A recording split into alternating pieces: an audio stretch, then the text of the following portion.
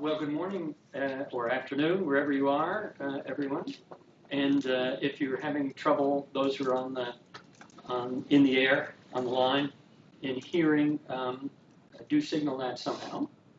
My name is David DeFerranti, and I'm the chairman of the board here at Results for Development. And it's a great pleasure for me to be the moderator of this session on thinking inside the box, the importance of integrating innovation and scaling within ecosystems. And to unpack that somewhat cryptic title, a lot of us have heard about and talk a lot about innovation. There's a thriving debate, for example, about how these sustainable development goals cannot be met unless there is a lot of innovation. And many here, and I think there may be about 30 or 40 here now, with more joining, counting all those on the line and those in the room. And many are involved in discussions about scaling, so innovation and scaling.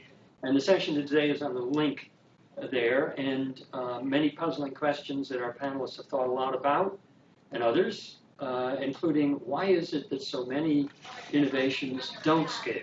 Why is it that the problem of a world littered with pilots that don't scale? That'll be one of many things that we get into today. I want to introduce our panelists. First, on the far right of mine is Johannes Lind. He is, his most important qualification is he's a senior advisor here at Results for Development. He also has other lives, and one of them is he's a non-resident senior fellow at Brookings, and was a vice president, or the vice president for Europe and Central Asia at the World Bank, and also vice president for financial policy and resource mobilization, also at the bank. And he and I got to know each other there. And he's advised on the creation of a series and done the heavy lifting, let me add, on a number of reports, including Insight, and I'm going to hold them up here, Insights, and they're available to those here in person, and I guess the incredible Lane Goodman, who's making sure everything works, will make sure that if those who are on the line in the air want to get them, that they can. But Insights on measuring the impact of innovation, good practice guide for funders on scaling innovation, and overarching all of that, insights on scaling innovation. So he brings a lot to this discussion. And our next panelist right next to me is Emily Endres, and she is a program officer here at Results for Development. She currently leads on learning and adaptation initiatives within the Center for Health Market Innovations, one of the initiatives here. It's a network of 1,300 local health innovators worldwide, and they are connected to each other and to funders, researchers, and policymakers in order to adapt and scale promising innovations. Prior to this, Emily managed the WASH Impact Network, which is 130 water and sanitation hygiene innovators in India and East Africa, and completed some analysis on barriers to innovation. So if you need anybody network to anybody else and you need knowledge about it, Emily can do it. There are a couple of resources also outside that I forgot to grab. Okay. All right. Okay. So there are some other papers that she's got. So thank you for that. And our third panelist is on the screen and is Laura Miller, who's joining us from Amsterdam today. Hello, Laura. Hi, everybody. Great. Laura is the Deputy Program Director for an innovative program called Can't Wait to Learn, a great title, and is working with the Ministry of Education in Sudan to offer learning opportunities for children who cannot attend school because that includes internally displaced children or nomadic communities. And this very promising program is part of a wider journey that her organization is on, and a publication on that that's available is called Journeys to Scale. So thank you, Laura, for joining us. And that's an overview. Now we're going to get into the beginning of the discussion. And I'm going to ask a little bit roadmap for the session. I'm going to ask each of the three panelists to speak to a question or two, which I will plant in the initial 5 to 7 minutes each. And I've warned them that I'm absolutely brutal on time. So, and if you talk too long, I might get up and come closer to you and threaten to hug you. You wouldn't want that to happen. So then we're going to, after that initial opportunity for the 40 or 50 or by now more people who are part of this conversation to get to know our panelists, then we will ask them, I'll ask some more specific questions and then open it up. And I hope that those in the room and those on the line will begin to formulate their questions now. And there is a way, I trust, for those in the line to send in their questions if you're puzzled about how to do that. Lane will help. Is that right? Yep. Good. And then, so we'll take questions and make it as free-flowing, informal discussion as we possibly can. And then we will keep to our deadline of ending by 12. So let's start with Johannes. Can you tell us a little bit about these reports, which were for the IDIA, which stands for the International Development Innovation Alliance. Thank you. I should know this. And can tell us about his thinking about stages of scaling and good practices for funders. Johannes. Thank you, David, and good morning, good afternoon, or evening, everybody out there. It's great to be here. I've been working on this issue of sort of scaling up successful interventions, innovations for maybe the last 10, 15 years, maybe even all my professional life, even if I didn't know it, but that's sort of the core of my life these days. So the reports were written and prepared for actually a group of donors, funders. So if you look at it, the principal focus is on funders, because these funders wanted to know, okay, so we're supporting innovations, but we also want to actually support, if these innovations work, we want to support the scaling process. Generally, funders, actually, in my experience, are very much interested in the innovation, in the intervention, and maybe in the project in most cases that they're supporting, and traditionally have not been adequately focused. So what happens when the innovation works? What happens if the project works? And I think David and I, going back to the World Bank, I remember that was actually looking back on my problems that I didn't ask. So what happens if it works? So the key question is that funders, fortunately, are now focusing on is, what do we do to support the next stages if and when we know that scaling works? So the first thing we did, in a sense, was to say, okay, so what are these stages that you may actually go through as you are thinking about scaling? And it turns out there are actually, it's useful and helpful to think about different stages. And if you look, for those of you in the room, if you look at the document, it's page 6 and 7, we actually lay out some stages that go from the early stage of intervention to the late stages of actually scaling and then operating at scale. And it's very important that as a funder, but also as an implementer, you know where you are, because the problems, the issues, the instruments change as you go through this scaling up pathway, as we call it. So that's one aspect that we focus on. Secondly, we focused on, based on experience that we pulled together from everywhere, on what are good practices that you better think about systematically. And systematic thinking about scaling is really important from early on. What are good practices? And so we lay out 8 good practices. I won't go into detail now because David will come and hug me.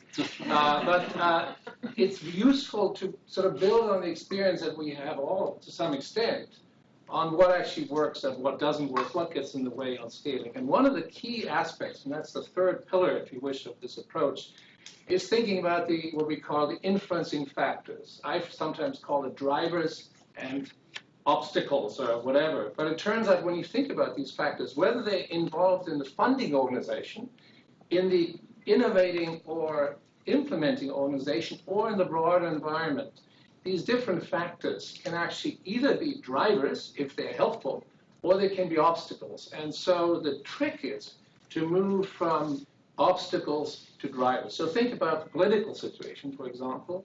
So you want to make sure in the political context that it can be a terrible obstacle to scaling because there are too many people who oppose what you're trying to do because they have maybe an interest in sustaining whatever they're currently doing.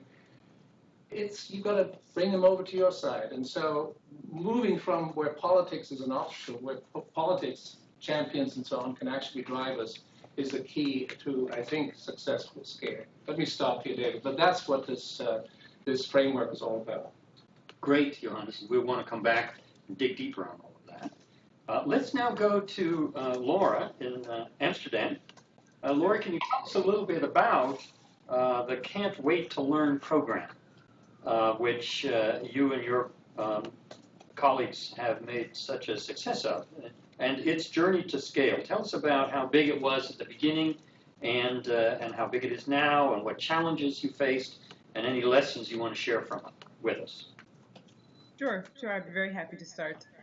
So as you mentioned, Can't Wait to Learn is an innovation in education program, which takes approved primary school curricula focusing on math and literacy, and adapts that to a serious gaming format on tablet. It's accessible then to children on tablets offline. It's also important detail. It's an offline accessible application on a tablet. And right now the program is in the research phase of the program globally in 3 countries, and that's Jordan, Lebanon, and Sudan. And the program started in 2012 in Sudan as a very, very small pilot project. It started with a proof of concept that was working with only 60 children between the ages of 6 and 9, only focusing on math. And the proof of concept was really to look at, do children learn using this model? Because one of the innovations to the model, I think a lot of people focus on the technological aspect, the technology aspect of the approach. But actually one of the key innovations is the fact that the program is designed that children can learn without support by a teacher. So that's implemented in different countries in very different modalities. But in Sudan, it was really, at the very beginning, looking at communities where there is no teacher. Can children learn independently through this application game-based approach? So that was very small. That was 60 children in 2012.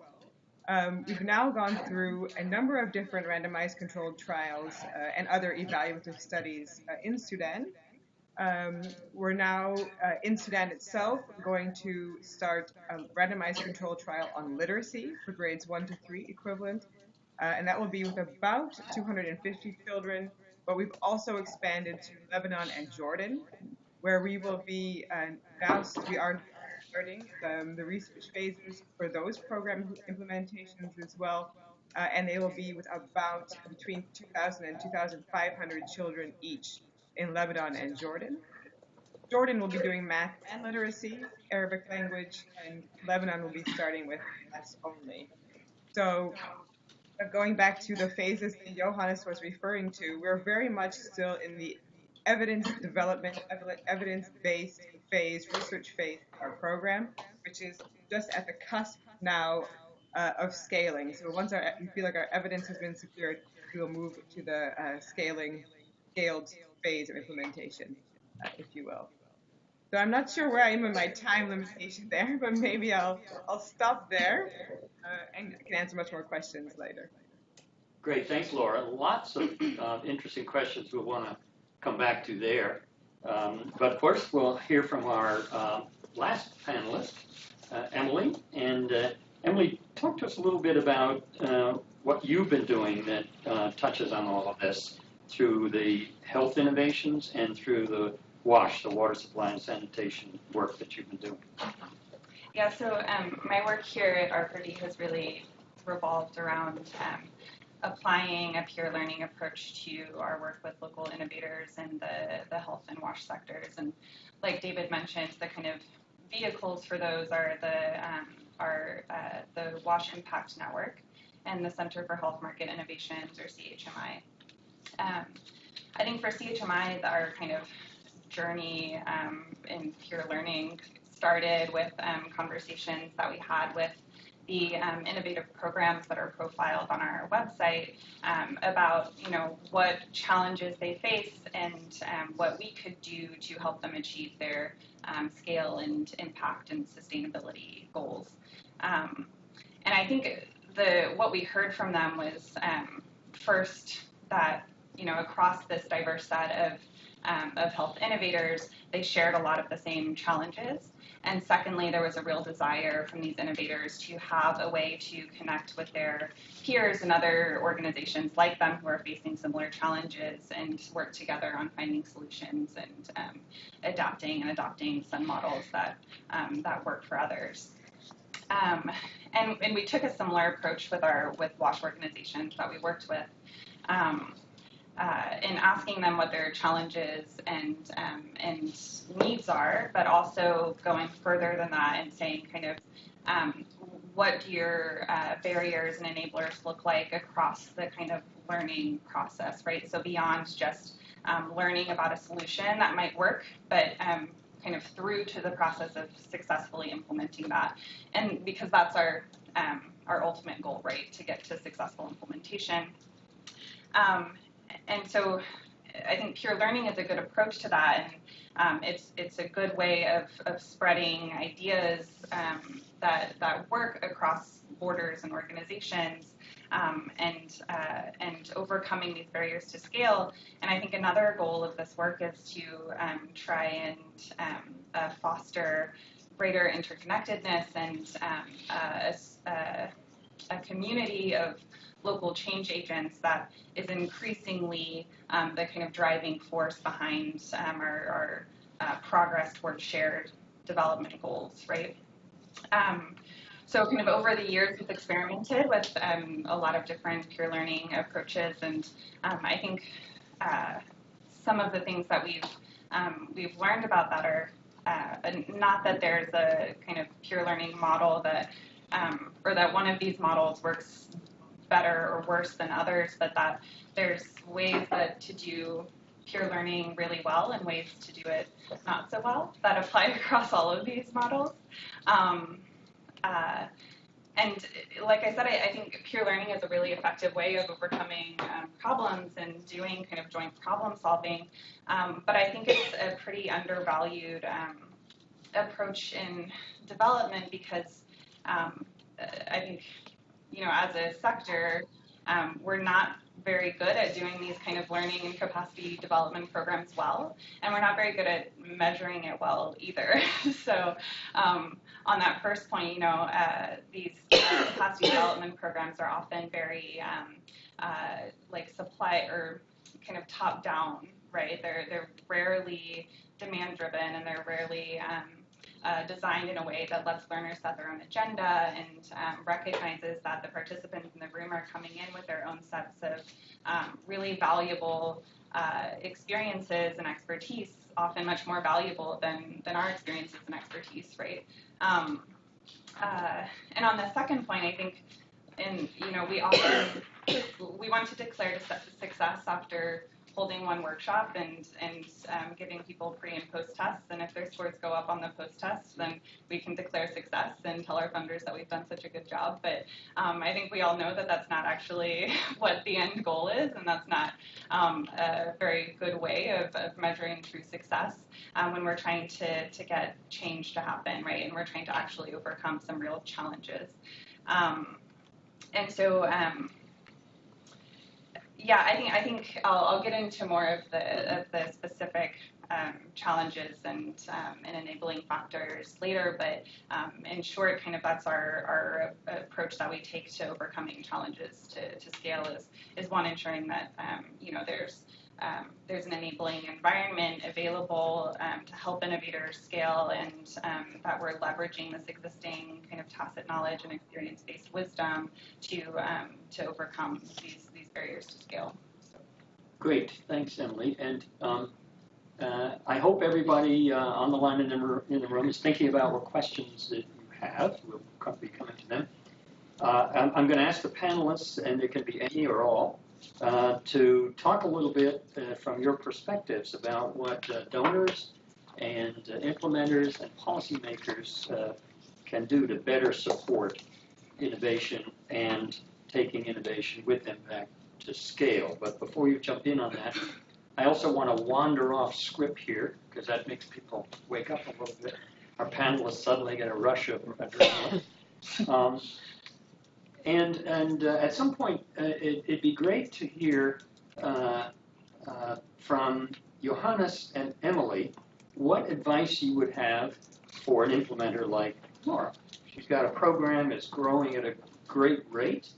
And also, Laura, it'd be great to hear from you about what, as you are on this journey of rapid expansion, what questions are coming up that you think that some of the thinking that others in the room, and our panelists and others, could help you with, or questions that you have. I also want to invite everyone, as you formulate your questions, to think about anything from your personal experience that you want to bring up as an example or as a source of a comment. So to model that a little bit, I'm leaving today for Nigeria, and I'll be working in the north on education. Those of you who know Nigeria know that the north is a challenging place. And it suddenly occurred to me that in this meeting, something I didn't know, that what Laura is doing in the country she mentioned might be exceedingly relevant for Nigeria. Because these are conflict and post-conflict areas where the public schools are not functioning anymore. And the question then is, how do you avoid having a whole generation of children miss out completely on basic education?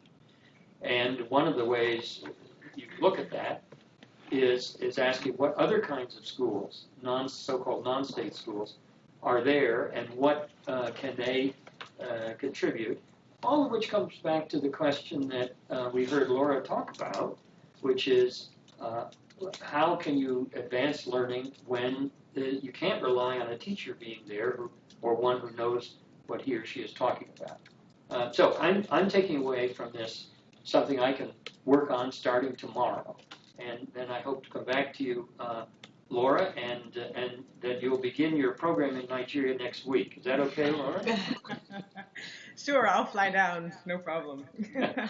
But sorry to wander on there a bit, but think of your own, what you're doing in your work that you might want to bring on this. So let's now, after that roundabout introduction, come to, and maybe start in the same order this time, and we'll do a different order next time. Johannes, what can donors, implementers, and policymakers do to better support innovation scale? Well, I think I like to focus on the scale. So let's assume that the funders and innovators and policy environment is broadly supportive of innovation, which I actually think is more often the case than the environment and support for scaling. In fact, in most of our programs, projects, and so on, we encourage innovation, and everybody, in a sense, has an incentive as an individual to do things differently and figure out a new way of doing things. The real challenge is, so if this darn thing works, where's the funder? Where is the organization that will actually push, and what is the policy environment that supports the scaling process? And so for funders, let me for a moment focus on funders. The funders really have to focus on that question, and they often haven't in the past. They also have to think when they support monitoring evaluation, as they now all do. We all care about impact. Well, that's great, and we need to measure impact. We need to keep track of it.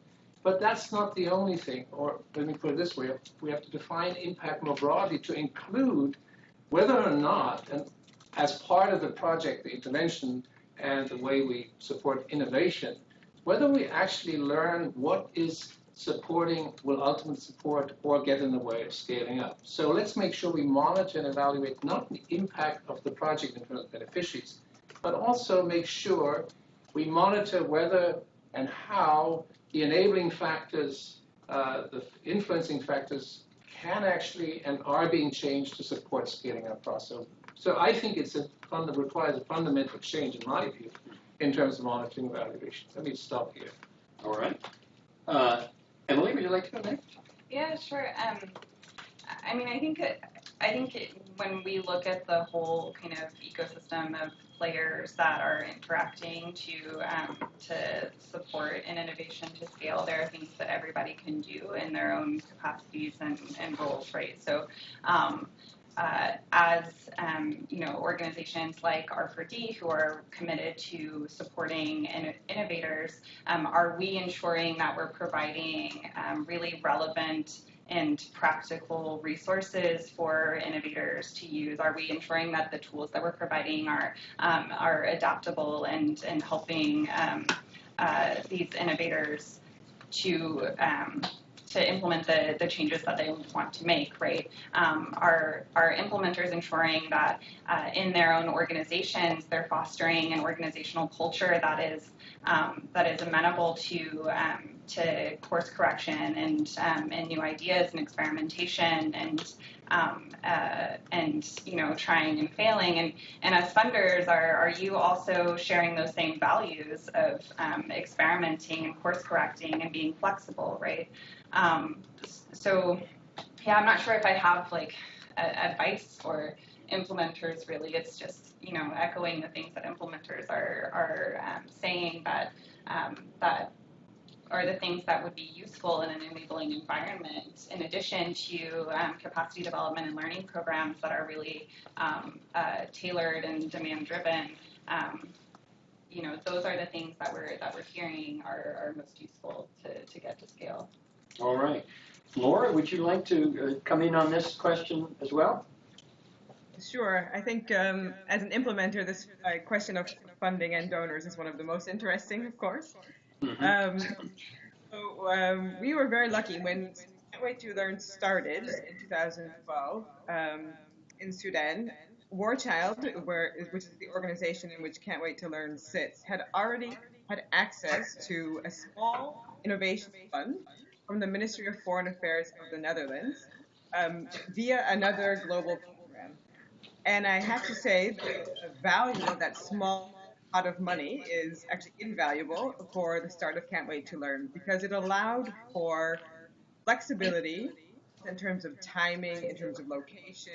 It allowed for iteration and reiteration of the program design within this very kind of small scale. So it was only 3 villages in Sudan for 2 years. So it was a small amount of money, very targeted. It allowed for quite some exploration, and it established the foundation of what is now Can't Wait to Learn. But at that phase, we knew very well at the time that we needed to figure out who our donors are going to be, where the donor interest lay, and how we could match up donors to support us through the coming phases of Can't Wait to Learn. So essentially, once eLearning Sudan, as it was called at the time, once the results were in, the results were good, and we were looking to expand in Sudan and potentially expand elsewhere, we invested a lot of time while essentially implementation or further development of the program was on hold. We invested a lot of time in learning about the donors. We were very lucky to find 2 donors, one of whom was very interested in research and innovation, the other of whom was very interested in refugee response in the Middle East. And we were able to put them together, and they actually had a conversation together about funding Can't Wait to Learn. And I have to say, when I speak with other colleagues who are managing innovation programming in other NGOs, it's really a unique experience that we've had at Can't Wait to Learn, and I would say very critical to our success, because War Child did not necessarily have a strong education background at the time. We did a lot of learning about what it means to do education programming in the humanitarian sector. I think if you know the humanitarian sector, you know that education is one of the poorest, if not the poorest, funded humanitarian sector globally. And the out of education, the global number of children out of school is in the hundreds of millions. So the scale of the problem is really huge, and the funding is very low. So that is something that we're continuing to do as Can't Wait to Learn grows, and as the research phase is now ending and the scale-up phase is now going to begin. As I mentioned, we have about 5,000 children now involved in research trials. The scale of ambition is 170,000 children in 2020. So that's going from 5,000 now to end of 2020, 170,000. That's very ambitious. So you can imagine we're putting in a lot of work now to get donors in place so that once we're actually ready to scale, donors are there with us. And it's really an outside of the box approach to funding. It's not the traditional fund to call for proposals from a donor. It's really relationship building with donors and building relationships where the donor is willing to take a risk with us. So in terms of, I have quite a long experience with War Child before I started working within Can't Wait to Learn specifically. And the approach that War Child, for example, uses to fund its other humanitarian programming, which is not innovative, is very, very different than the Can't Wait to Learn approach. And that's again something that we have really found in our peer relationships with other innovation programs, for example, that they also are developing fundamentally different approaches to funding than the organizations in which they sit. Great, thanks, Laura. And let's stick with you for a moment. But as we're doing so, then we'll mix it up and invite questions. So if you're formulating your questions, in a few minutes, we'd love to have them.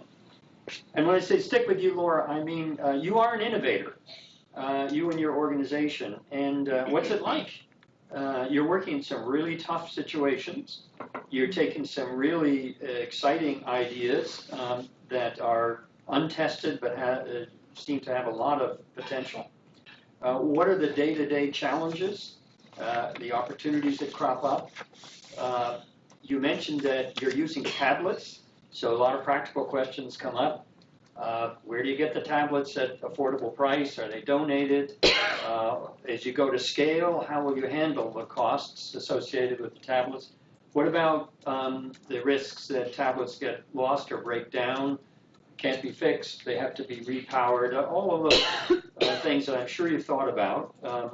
But those are just a few aspects of the broader question. What's it like? What are the challenges? Take us into the trenches with you.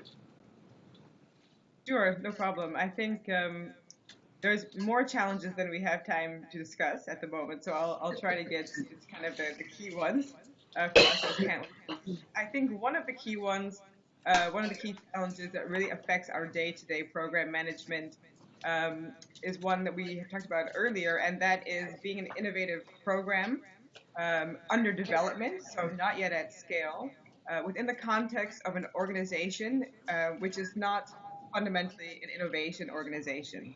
So War Child is a humanitarian assistance organization largely focusing on child protection, and its other programming is not innovative. Doesn't mean it's not good, it just means it doesn't fall into the innovation sphere. So that really affects us as an innovation program just in terms of the normal organizational procedures, things like partnership management. For example, we have a lot of partners who are not necessarily partners that will exchange resources with Can't Wait to Learn.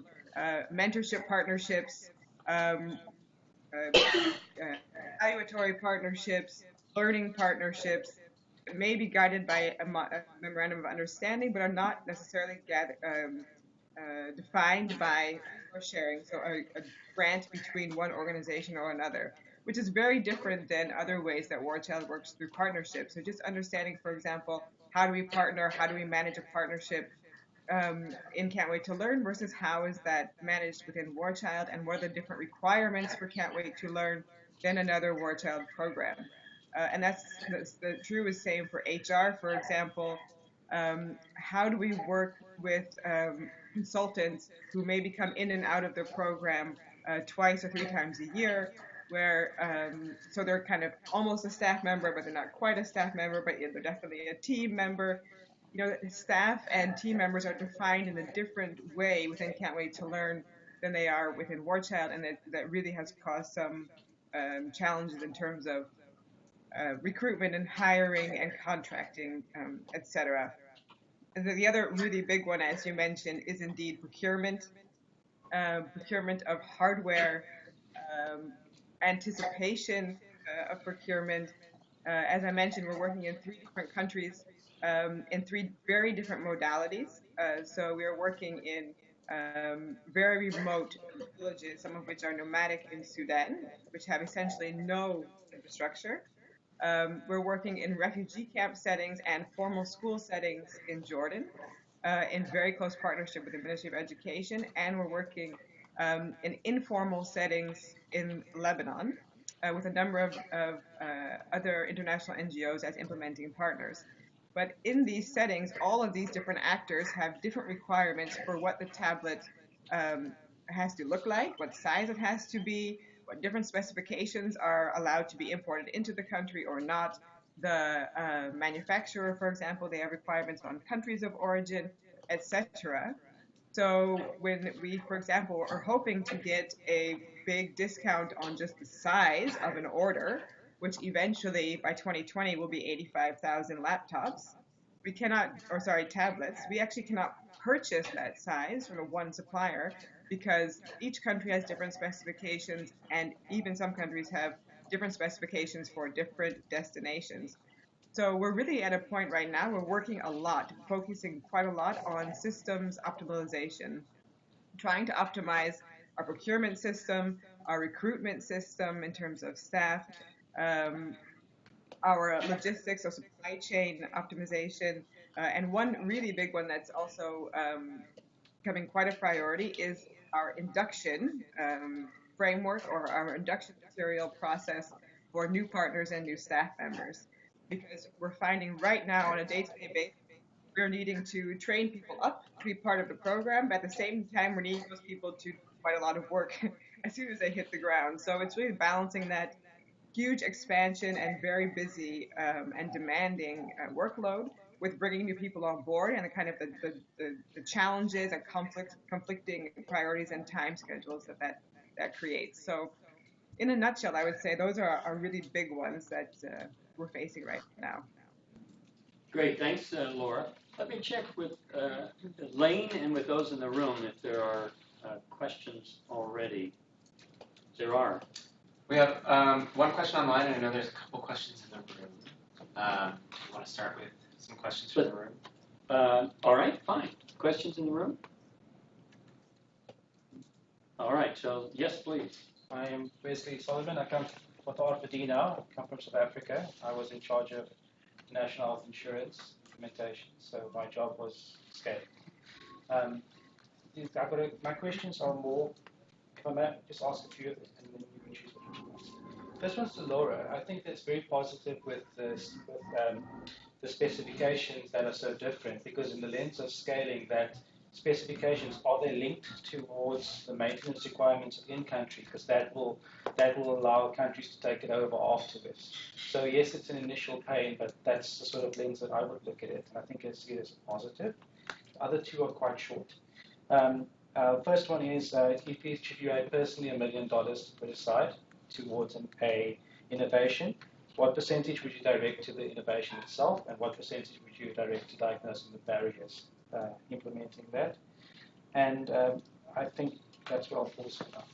All right, those are for Laura, are they? One's for Laura and one's for the whole panel. Now, just before you jump into that, I wanted to pick up on another dimension of what Laura talked about, which is the procurement issues and how to get favorable prices. And we're very fortunate our president and CEO, Gina Lagomarsino, is here in the room.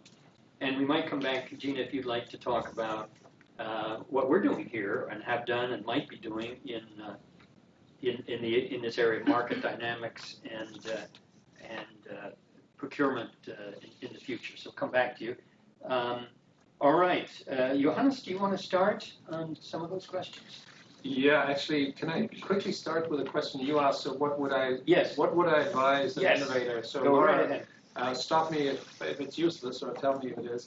So first of all, I think, and picking up actually on things that you and Emily were saying. So first of all, I think you talked, Laura, initially about it isn't just about technology. It's actually about process innovation, organizational innovations, and I would say policy innovation. So there's a whole range of innovations that one can think about in a particular program context. And let's not get just hooked on the technological innovation very quickly, although that can be very helpful. Secondly, the demand factor, which Emily mentioned. Key factor as an innovator, as an implementer, somebody who thinks about scaling, make sure there's actually demand out there, or you have ways to create the demand. And because, you know, an abstract need is simply not enough. You actually have to have people willing. If they have to buy it, they have to be willing to pay for it, even if they don't have to buy it. They have to be willing to go after this. The third is monitoring evaluation very quickly. As implementers, one tends to see that as sort of often donor imposed, and you know, it's a sort of a pain in the neck, frankly, to have to do all this monitoring evaluation. But actually, if you think about scaling, is absolutely critical in terms of your own objective, if you have a scaling objective, because you need to learn what works, what doesn't work. And without monitoring evaluation, you have no idea. You're flying blind in terms of the pathway that you want to get on. And finally, and I think Laura is actually a terrific example for that from how you talked about your relationship with donors. Always think 3 steps ahead.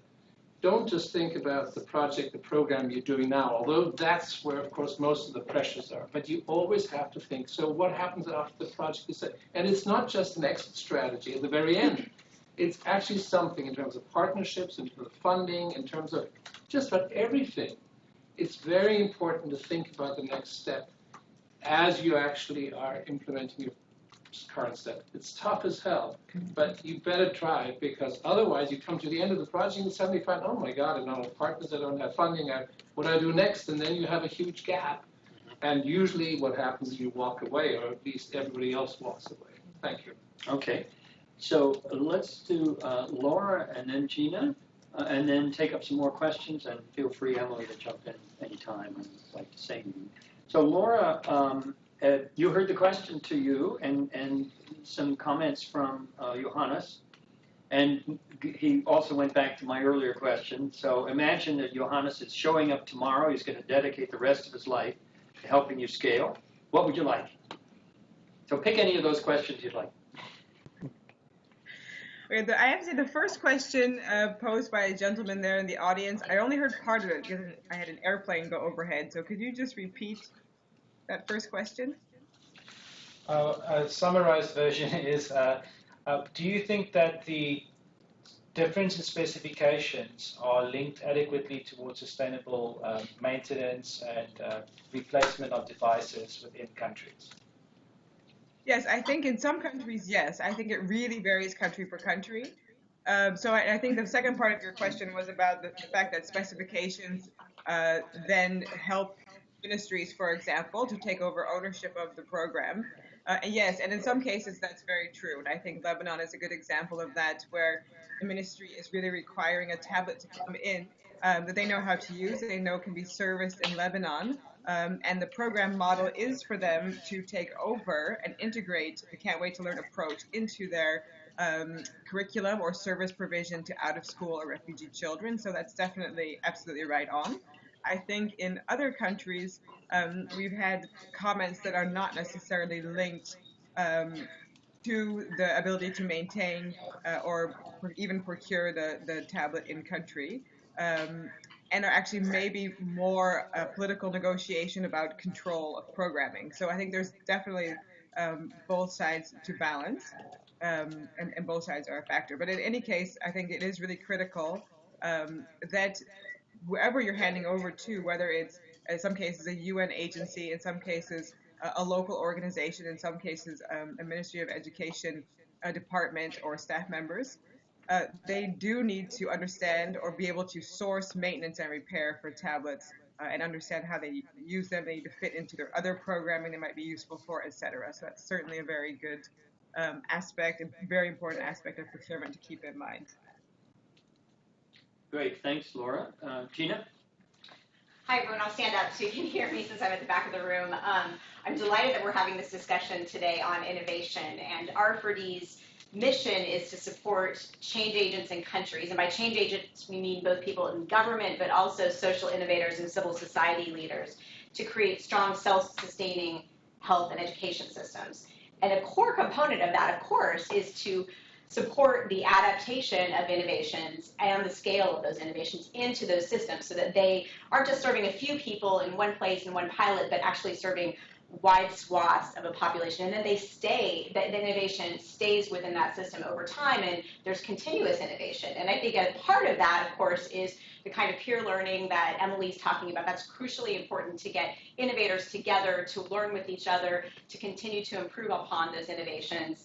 It's also crucially important for governments to be exposed to those innovations and to think about how they are going to scale those innovations within their systems, whether it's through working closely with private sector operators or NGOs or bringing those innovations into government-run systems. And I think, David, you asked me the question about our market dynamics and market shaping practice here at R4D, which is one element that we use, or one methodology we use to help strengthen systems. That's very focused on particular commodities that are innovations. So, for example, we've been working with 2 countries in East Africa, Tanzania and Ethiopia, on the innovation of amoxicillin DT, which is a new formulation of an antibiotic that's much more effective in curing pneumonia and has a huge potential to save lots of lives of kids that get pneumonia.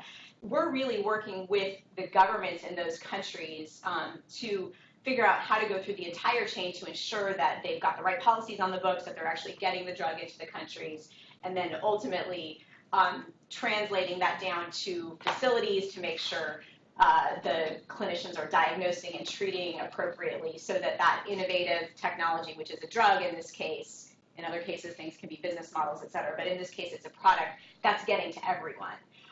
In Tanzania, we're also working closely on the private sector side with distributors and what are called ADOs, which are essentially private drug seller shops that are accredited by the government. We're working on that side too to try to ensure scale up there. So that's a place where we're really supporting scale of innovation by working through the entire chain from policy to procurement to diagnosis to treatment, and then actually following up with a learning approach where we can actually collect a lot of data and assess where this is working, where it isn't, and then bring the folks that are implementing together to do peer learning to actually make improvements.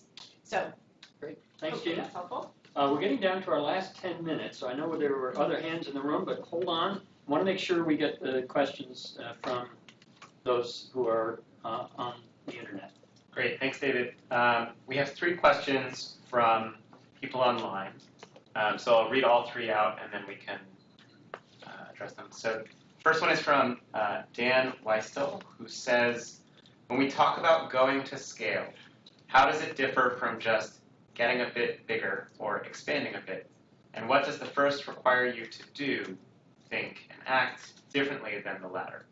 Surely not all processes of expansion are going to scale. The second question is from Rahim, who says, question for the panel. Could you elaborate more on what the enabling environment for development innovators looks like? Specifically, I'm not referring so much to funders, but to other entities whose mission it is to support innovations and projects in specific situations, almost as consultants who could step in and out as when needed. Finally, we have a question from Rashmi, who says specifically, Johannes, scaling within ecosystems, how do you explain this? How do you navigate the political dimensions of certain geographical contexts while scaling up? Focusing only on donors might not answer the ecosystem of innovation and scale up. Great. Three terrific questions. Thank you to those who put them forward. And I think we should start with Johannes, and you can take any, certainly the one that's for you, but any of the others as well, and then we'll go to the other members of the panel to pick out which questions they would like to comment. Let me start with the last one on the how to navigate political dimension. Of course, you're absolutely right. The political dimension is critical, and it is critical not only for the funder, for whom it might actually and can well be critical, because if you put money into a project or environment where the political environment is not supportive, chances that your project program would have failed are quite significant. So as a funder, you better understand the political environment in which you're providing funds, and more importantly, perhaps you better make sure your implementer has a good sense and is well anchored in the political environment. Now, for the implementer, if you wish, so yeah, you better do and have a sense for it. Maybe you don't do detailed analysis, but who are your stakeholders? Who's actually benefiting? Who may be actually be hurt, very importantly, by the program? Who may be the competitor? Who could be stopping whatever it is, the local government, the national government, the state government, to actually stop you in your tracks? It could be teachers' unions. If you have great innovation, as we've seen in Kenya, for example, a great innovation that was to be scaled up, teachers' unions objected to it and it was killed. So you better be sure you understand political environment, not only in the narrow sense, but actually in the broader sense of sort of stakeholder analysis. The second question was more generally on enabling environments, and there, given time constraints, let me just say that I would encourage you, if you can, to go to this rather daunting page and maybe a graph on influencing factors, and sort of work your way through what we call environmental factors. It's actually very similar to what we mean by ecosystem, or what you just heard about, sort of the systems approach. It's actually, these factors pretty much define the system, which Gina was talking about and which R4D is working with. Indeed, Gina, what you're doing is very much, from my perspective, sort of thinking about scaling. You don't necessarily call it that, but it relates very much to scaling, to sustainability, and indeed to continued innovation. And the ecosystem, as you call it, or what we call the environment, has to be right for that. Sorry to interrupt, Yes. but that page is in which report? That page is in the Insights on Scaling Innovation. I'll hold it up, and it looks like that, and it is the blue of the three documents that we put online. It's the blue document. So to find it, people go online to the R4D website? Yeah, maybe. The Global Innovation Exchange. Oh, Global Innovation. All right. And if anybody has questions about that, we can I get think back. we've also tweeted a link to the publication Right. a few times, so you can look on Twitter for it as well. Great, thanks, Heather. Let Go me ahead, stop Tom. here. No, I think, Well, there was a question. maybe the last question, Yes. oh, actually was the first question, Yes. online question is, so is going to scale the same as getting a little bigger? Actually, it depends on the context. If you are a small NGO and you're thinking about scale, I think getting bigger as an NGO or sharing your experience with a few other partners is actually getting, in that sense, getting a bit bigger is exactly the right strategy. On the other hand, if you're the World Bank and you're supporting, or you're the government, getting a little bigger is really not going to be very helpful. You know, thinking about 50 or 10 more or 100 more beneficiaries, that's not very helpful. So it depends very much on who you are, and that goes back to a core element of sort of what we regard as important to the approach. Sort of, you know, you have to have a vision of scale that is commensurate to who you are. Let me put it this way: what kind of an actor you are. If you're a government, maybe if you're UN or the World Bank, you have a global vision of scale. But if you're a government, you have a national vision of scale. If you're a small NGO operating in, you know, a particular locality, it's like your vision is like to be significantly smaller. Now, it's interesting. Laura, for example, you know, has actually a vision that is multi-country, that ultimately maybe, and I think should be and could be national. And, you know, maybe if you connect with UNICEF or whoever or the World Bank, it could actually be a global scale. So it depends very much where are you in the phases of your process of scaling, but also who you are, and tailoring your vision to the scope that you can reach is very important. Great, thanks. Emily? Yeah, and I think to add to that, one of the ways that we think about scale is improving a model so that you're reaching more people, or the services or products that you're providing are more effective, right? And so I think that's why we focus so much on connecting people and looking at models that are working in one place and connecting people so that it can be translated into another context. It's why we focus so much on adaptation and creating these tools that help people identify the aspects of a model that's really working in one place and taking those and integrating it into their own models to make those even more impactful. So that's another way of thinking about scale beyond just growing an organization. And to the other question about what does the enabling environment look like, especially for partners or consultants or organizations like R4D that are working really closely with innovators in country. I think part of that enabling environment, like I said, is making sure that the resources and tools that you're putting out there are really useful and practical and action-oriented so that they can actually be implemented really easily, and you're not putting out kind of, 70-page reports that are very theoretical and are not as useful to really resource-constrained and time-constrained implementers. Another part of that is making sure that there is a support system of peers and experts and mentors that implementers can reach out to, and that's something that we can help facilitate, right? And it's also ensuring that your partnerships with implementers are really valuable for them, right? So that you are allowing them to grow in the capacities in which they want to grow and helping them to achieve their goals. And in general, just making sure that at the end of your partnership, they are able to access more opportunities than they were before. So I think that's what an enabling environment looks like from our perspective. Right. Now, Laura, we're going to come to you in a minute, but the hour is almost over. An hour goes quickly. And I've got a sign telling me that. So what I want to do is, there were a few hands on the floor here. I saw Caitlin's or maybe others. Boil your question down to 10 seconds. And then we're going to go, starting with Laura, and then back across the panel. You'll each have about 30 seconds for your final remarks that will change the world. Go ahead, Caitlin. Sure. Thanks, David. And thank you to all the panelists. This has been really interesting so far. My question is primarily for Laura, but would be happy to have others comment as well. Laura, I'm wondering, knowing a little bit more about Can't Wait to Learn and having had the privilege of kind of getting to know the program really well, I'm wondering if you could share a little bit about how you thought about adapting it from the context in Sudan to the context in Lebanon and Jordan, which you've mentioned are really different, especially given working with different populations of children in school, out of school, etc. It'd be great to hear more about how you thought about adapting and then which elements you are adapting. Great. Yasha.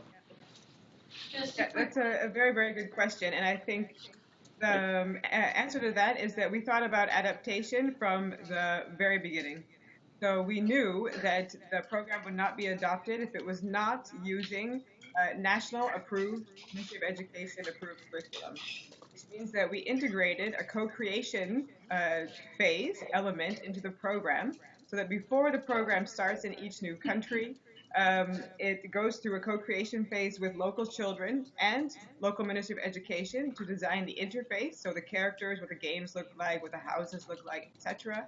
And it is designed to achieve learning outcomes as defined by the Ministry of Education. So what children learn at what stage and in which order. So that, in a nutshell, is the adaptation aspect. Great. Last question. Yasha, you'll need to come forward a little bit so that the mic can pick you up. I think this is a quick one for Johannes. Just wanted to first say thank you for mentioning that there are different types of innovations and different ways that donors can support innovators. And I wanted to ask you if you could share any examples of policy innovations where, let's say, the government was the innovator and donors have funded it. I feel that there's been very little discussion of that, and that, for me, is where a lot of impact could be achieved. So, Johannes, your last thoughts? Okay. 15 seconds. Great example is Progresa Oportunidades, the conditional cash transfer program in Mexico, which was initiated by actually Santiago Levy, who's now at IDB, but when he was in the government, and he basically with colleagues, had the idea that a conditional cash transfer program could be, at national scale, that was his idea from the beginning, could be the solution, or at least a part of a big part of the solution of the Mexican poverty problem. And so he designed it. Actually, there's a great book about it that he wrote, Santiago Levy, who published it at Brookings. And the factors that we put together in our documentation actually, in a way, re-engineered, if you wish, from the way he approached it. So he really had, I think, an excellent approach in looking at how he did it. It's terrific. The World Bank and IDB came in later and supported the program once it actually was up and running. So yes, you're absolutely right. It isn't necessarily donor-driven and shouldn't be. But donors, I believe, as in this particular case, Progresa, should actually be on the lookout of where things that are popping up that are worth supporting, and then push actually the scaling up of, the sensible scaling up process of things that are hopefully are going to scale effectively. Great.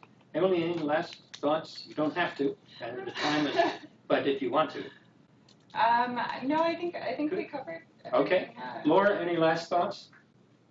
No, that's it from my side. All right. Well, an hour goes fast, and there are many more discussions that could follow. We've been talking about scaling and innovation, but here's another whole discussion which we won't be able to get into, but I hope someday, and that's about education. And how do you get good schooling when you can't rely on the teachers to do the job? And there's a long history of that, and I will give you a 10-hour exposition of that at some other time. So please join me in thanking our panelists for a very stimulating discussion.